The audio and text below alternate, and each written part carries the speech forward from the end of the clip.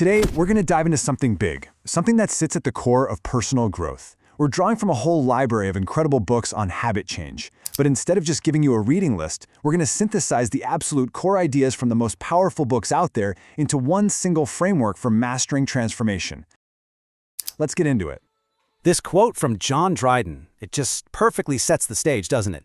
It gets to a fundamental truth. Our habits, all those little things we do on autopilot every day, they are literally the architects of our lives. They are what shape us into who we ultimately become. So what's with this number, 37x?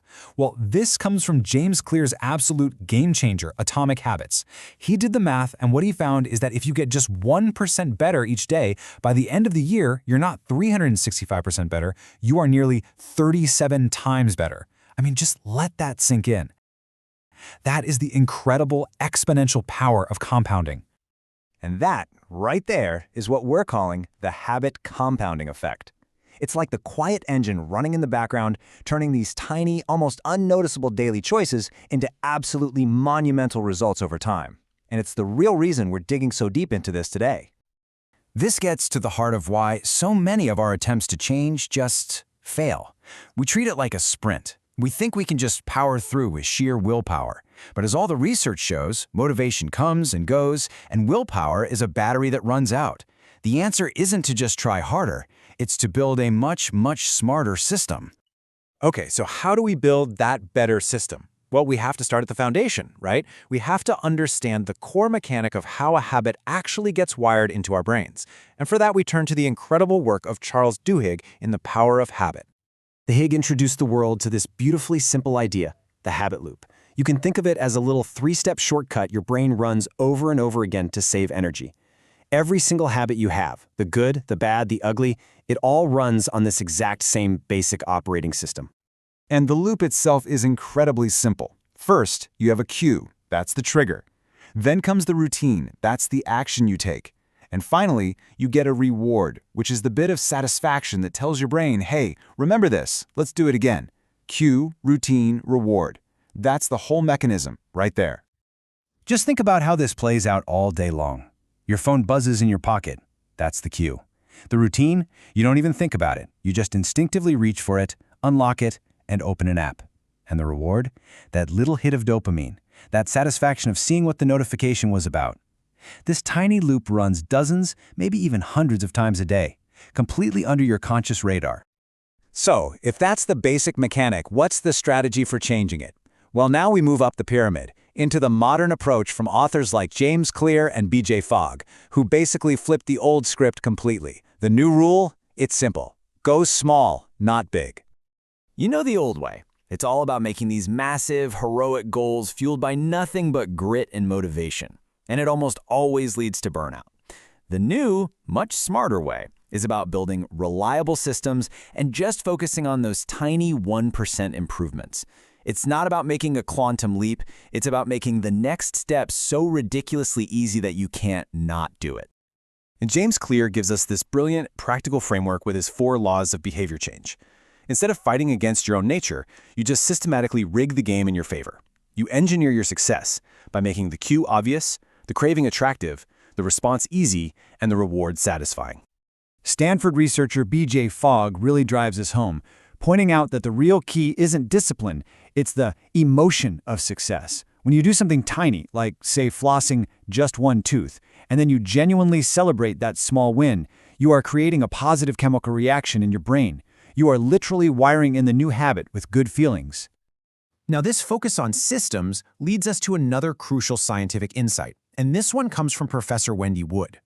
Her work shows that we consistently overestimate our own willpower, and we dramatically underestimate the power of our environment. I mean, just look at this number from her research. It's pretty shocking. A full 45% of our daily actions are not conscious choices. They are automatic habits triggered by our surroundings. That means for almost half of your day, you're running on autopilot. So what does that really mean? It means your environment is the invisible hand that's shaping your behavior all day long. Self-control is a resource that runs out, but designing your environment is a solution that works 24/7. The most reliable path to change isn't more discipline, it's better design. And all of this brings us to the very top of our pyramid. We've covered the mechanics and the strategy, which are all about changing what you do. Now we ascend to philosophy, which is all about changing who you are. And for this, there's no better guide than Stephen Covey's timeless classic. You see, The 7 Habits is in a league of its own. It's not about little productivity hacks. It's a deep, principle-centered framework for building character. It gives you the why that provides direction and meaning to all the tactical hows that we've been talking about. And you can see these habits just operate on a completely different level.